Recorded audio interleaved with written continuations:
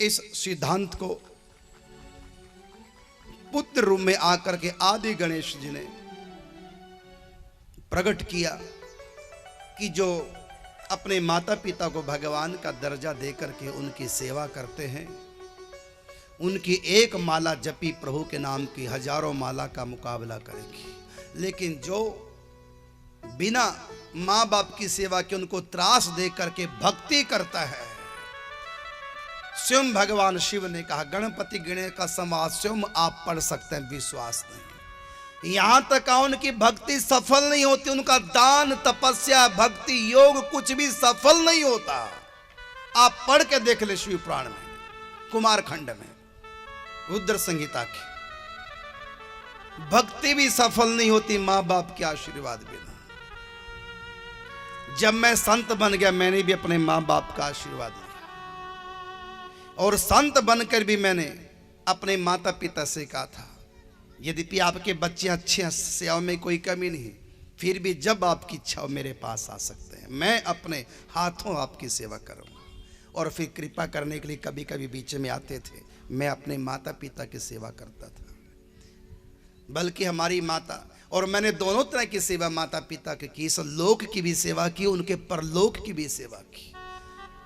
मेरे संत बनने से पहले मेरे माता पिता भजन नहीं करते थे। घर में माता रानी की, दुर्गा जी की उपासना होती थी, नवरात्रों में आदि करते थे, लेकिन गुरु नहीं बना रखा था, ना ही भजन जप करते, ना ही उनको पता था इतना ज़्यादा। लेकिन हाँ, दुर्गा की थोड़ी बहुत जो घर में चलती हो, बुजुर्गों से जो चली आ रही थी, आराधना करते थे। और साल में एक बार चंडीगढ़ में माता मनसा देवी, वो हमारे परिवार की कुल देवी इष्ट देवी, वहाँ हर साल जाते थे, और कई बार हमको भी ले जाते थे जब मैं घर में होता था। तो इतना ही था, इससे ज़्यादा नहीं। लेकिन जब मैं संत बन गया, इधर ब्रज में आ गया, उसके बाद हमारे पिताजी ने 64 माला का नियम लिया, पिताजी ने, और 64 माला महामंत्र की माता जी करते थे। बल्कि मैंने एक बार पूछा कितनी माला करते, तो बताया इतनी करती हूँ, तो मैंने नियम दे रखा था इतनी माला करनी, लेकिन अलग से माला करती थी। कहते इतनी में अलग, मैं कहा फिर 64 में इसको भी जमा करो, नहीं ये अलग है। फिर हमने पूछे अलग क्या क्या मतलब है? कहते मैं आपके लिए करती हूँ। हमने किस लिए? कि आपका संन्यास सदैव आपको आशीर्वाद के लिए, आपके लिए। तो माता पिता मेरे लिए भजन कर रहे हैं, उनका इतना बड़ा आशीर्वाद मेरे को।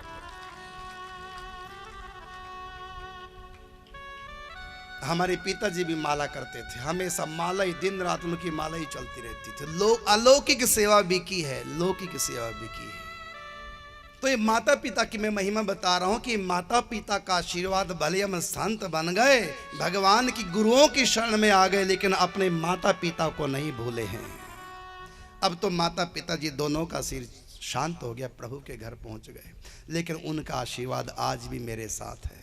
तो मैं आज के नौजवानों को कहना चाहूँगा, अपना भी उदाहरण दिया, गणेश जी का भी उदाहरण दिया, आपको मैं बताना चाह रहा हूँ कि मैं सन्यासी हो गया, लेकिन तब भी मैंने अपने माँ बाप को वही दर्जा मान सम्मान का दिया है। और मेरे पिताजी मेरे जीवन से पूरे संतुष्ट थे। अपने माता पिता को मैंने संतुष्ट किया, उनकी नाक को कटने नहीं दिया, उनका भी सम्मान कराया, उनको भी ये गर्व हुआ कि हमारा बच्चा संत है। और यमुनानगर में कई सालों से टीवी पे कार्यक्रम आप सुनते हैं, कई कथाओं में आप देखो, मेरी पुरानी जो कथा 4-5 साल पुरानी कथा, उसमें माता जी भी बैठी हैं नीचे कुर्सी पर, कथा सुन रही है। तो माँ बाप का आशीर्वाद मैं कभी भूला नहीं, अपने माता पिता को कभी भूला नहीं। आज भी जब मैं किसी तीर्थ में जाता हूँ, डुबकी लगाता हूँ, सबसे पहले डुबकी होती है मेरे गुरुओं के नाम से, दूसरी डुबकी में लगाता हूँ तीर्थ में अपने माता पिता के नाम से, दूसरी और तीसरी फिर मैं अपने नाम से डुबकी लगाता हूँ। अपने माता पिता को लेकर के मैं आज भी आप लोगों के बीच में हूँ। इसलिए नौजवानों, भटको मत। सबसे पहले तुम्हारे प्यार पे, तुम्हारी कमाई पे सबसे पहले अधिकार तुम्हारे माँ बाप का है। इसलिए अपने माँ बाप को अपने प्रेम से कभी वंचित नहीं करना।